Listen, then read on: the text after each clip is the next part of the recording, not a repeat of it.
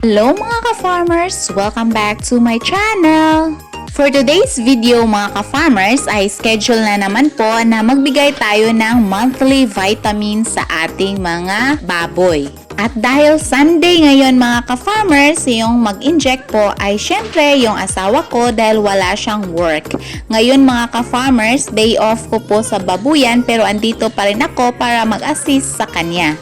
So, yung vitamins na ibibigay natin ngayon mga ka-farmers ay injectable po. Itong Dextrolite. Nabili ko po ito sa VidaVet mga ka-farmers sa kanilang Shopee account. So, mag-inject tayo ngayon mga ka-farmers. Aside po sa nagbibigay tayo ng powderized na vitamins, nagbibigay din tayo ng injection na vitamins. So, before kami mag-inject mga ka-farmers, hinihimas-himas po muna namin yung malapit sa tenga kasi dito yung site kung saan kami magbigay ng injection. Dapat kasi mga ka-farmers na doon tayo mag-inject sa laman mga ka-farmers. So, dapat po tayong maging maingat dyan dahil merong iba na ang matamaan yung buto mga ka-farmers, hindi po yan pwede. May possibility po na mamatay yung ating mga baboy pag ganyan mga ka-farmers. Na-experience na po namin yan nung bago pa po kami sa pagbababuyan at nag-inject po kami.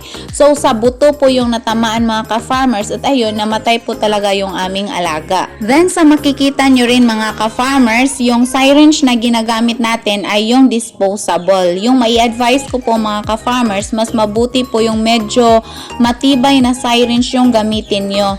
Meron po sana kaming syringe mga ka-farmers, yung pwede tayo magpalit ng needle pero nasira po kasi yung O-ring kaya yung ginagamit namin ngayon ay ito muna mga disposable mga ka-farmers. Kaya matatandaan nyo po mga ka-farmers, last month pa po yung last inject natin ng vitamins. Yung dosage po natin mga ka-farmers para sa aming dalawang baboy na nasa starter stage ay 1.5 ml na Dextrolite.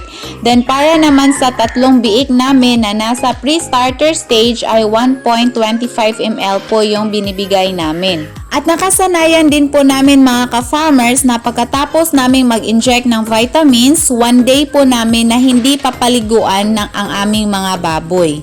Tandaan ninyo mga ka-farmers na kailangan ng vitamins para sa ating mga baboy para maging mabilis ang paglaki, pagbigat at maintenance na din mga ka-farmers para hindi sila madaling magkasakit at sa ganon magiging maganda po ang kanilang production. Itong Dextrolite na binibigay namin ngayon mga ka-farmers ay meron po siyang electrolytes, amino acids, plus vitamin B complex. So para sa ating mga ka-farmers na gusto nila ng magandang kita sa kanilang mga baboy mga ka-farmers, huwag niyo pong kalimutan na magbigay ng regular na vitamins. So yun lamang po mga ka-farmers ang may share ko for today's video. Huwag niyo lamang pong kalimutan na mag-subscribe at i-click ang notification bell para kayo po ay magiging updated sa ating mga bagong farming tutorials na i-upload. Thank you for watching! Happy farming!